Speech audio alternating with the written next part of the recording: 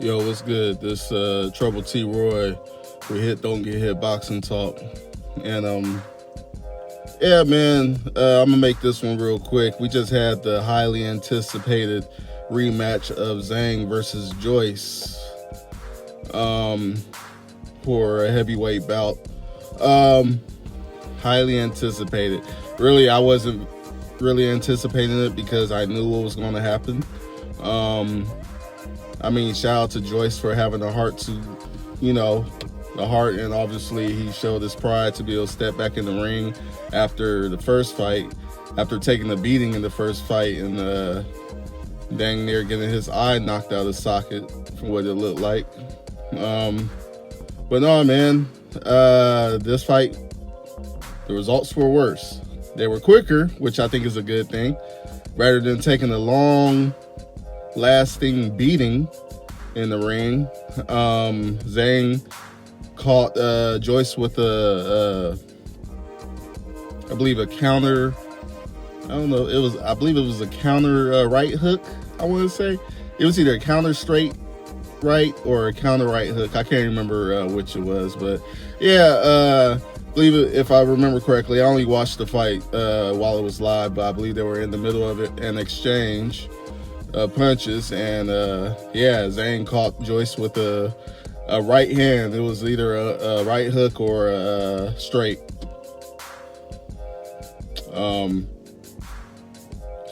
Or a lead, basically, actually a lead, because he was in the southpaw stance. But yeah, so yeah, the fight pretty much went the way I thought it was going to go. I didn't see anything that Joyce was going to be able to do that was going to be fixed between the last fight to this one, as far as things like head movement, movement around the ring, footwork, the lack of, I should say, lack of head movement, the lack of footwork, the lack of defense in general,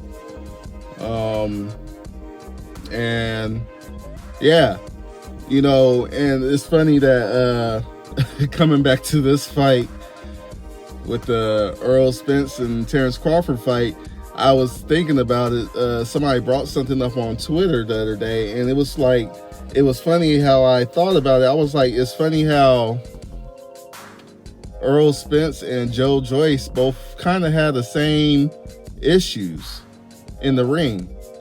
Both of them have shown that they can't really fight well against moving targets.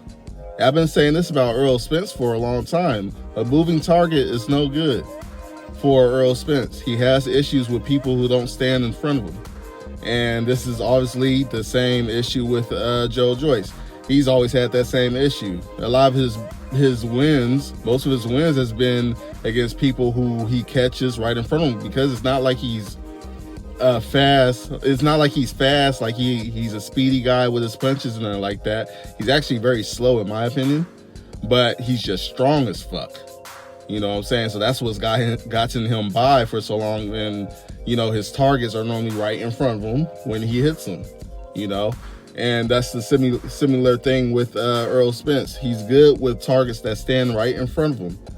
And I'm only comparing these two because now we're talking about the Errol Spence Crawford rematch, which I definitely don't think needs to happen, but it looks like it's a possibility that it might happen. Ain't nobody said no to the 147 yet, which is up in the air right now, because they said on that contract that, or I guess whatever this agreement is, that if somebody has an issue making 147, they need to send a letter to whoever to let them know, hey, I can't make 147 no more, so we're gonna have to do this fight at 154, or we can't do the fight at all. So that's what we're waiting for right now, but which I don't think will make a difference at 147 or 154 for Errol Spence. But right now, what it's looking like, basically, I just noticed the similarities between Joyce and between Errol Spence. Both need their targets to be right in front of them for them to land their best punches. Both of them have issues against targets that move. Both of them have issues with head movement, or the lack thereof. They don't have very good head movement. Both of them have a lack of footwork. Yeah, but they're easily thrown very off balance very easily, and both of them also had issues with fighting southpaws. Although Errol Spence is a southpaw himself, he's not used to fighting southpaws, and as well as Joe Joyce also actually admitted that he's not used to fighting southpaws. So they both have very similar issues, and this fight with Zhang versus Joyce, it completely basically showed that there was not going to be anything that Joyce could do better, especially within a matter of only a few months. I don't even think it was, 4 months since the last fight? 4 or 6 months since the last fight, maybe? And you asked for an immediate rematch. He wasn't going to be able to change nothing in just a few months for a rematch. It's a fight that probably could either not had happened, or it could have been, pushed another year out. Let Joyce get a couple of fights in with a couple other guys, get some tune-ups, and then come back to the rematch, because we know, there have been fighters to go one-on-one with each other in some close matches or knockouts or whatever, and then instead of going for an immediate rematch, they say, no, you know what? We'll meet again. It might be a few months to a few years, but they eventually fight again, and it might be a different result depending on the fighter themselves, what the experience that they may have gained, the work that they may have put into their craft of boxing, over that time. They had enough time to say, okay, let me work on this, let me work on that, and then next thing you know, they're the one with the upper hand in the rematch, But the way Joyce went into the Zhang rematch right away is pretty much a future reflection, if that means anything, of what Errol Spence is going to deal with again with Crawford, where especially with a rematch, regardless at 147 or 154, it's going to be the same result. It could be worse. Hopefully it'll be not as bad. Maybe Crawford gets him out of there a little sooner so he doesn't have to suffer as much, but I'm pretty sure, I'm saying it now, the results is still going to be the same. I got Crawford by stoppage, just like I had Zhang by stoppage, KO or TKO, whichever one. The fight wasn't going the distance. So, yeah, other than that, I want to know what y'all think about that fight, man.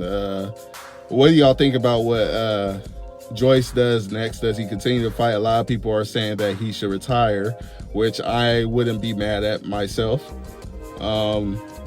Yeah, go ahead and retire. You've done enough. You're 38, I believe. I think he's 38, 39 years old. And you take a beating like that 2 times in a row within that little amount of time, that's not a good look.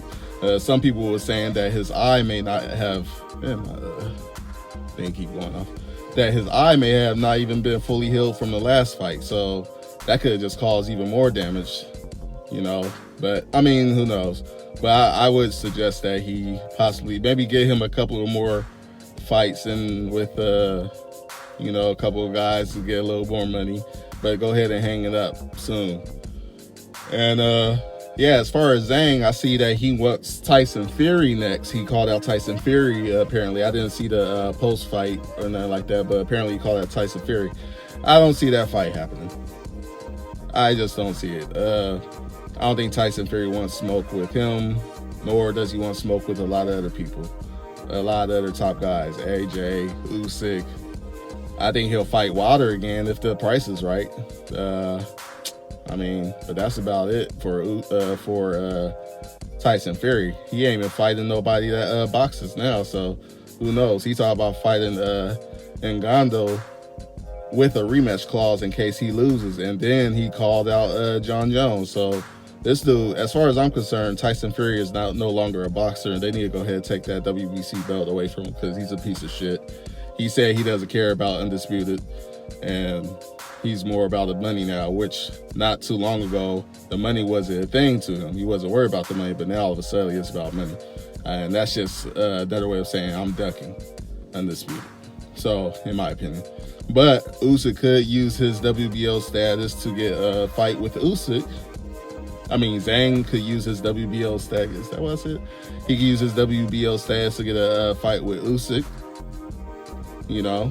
which would, hey, I mean, Zhang is 40 years old. He might as well go for the gold as far as I'm concerned. I mean, what's the worst that could happen? I think Usyk beats him, me personally. I think Usyk beats Zhang. But I still think that's a good fight, though. It'll be a good test for Usyk. It'll be a good test for both of them, really. You know? So, yeah, man. I say make that fight happen. You know? Fuck Fury. Because as far as I'm concerned, with Fury doing the bullshit he's doing, as far as I'm concerned, Usyk is undisputed to me with the 3 belts. Fuck the WBC and fuck Tyson Fury. Usyk with those 3 belts, he's undisputed in my opinion. But that's just me. You know. But anyways, yeah, so other than that, yeah. Let me know what y'all think about the fight. Y'all watched it. What y'all think? What y'all think both of these fighters should do with their future? Yeah. Go ahead and leave a like. Please like the video, comment, share, of course, subscribe, and all that good shit. All right, it's your boy Trouble T. Roy. Don't get hit, boxing talk. Peace.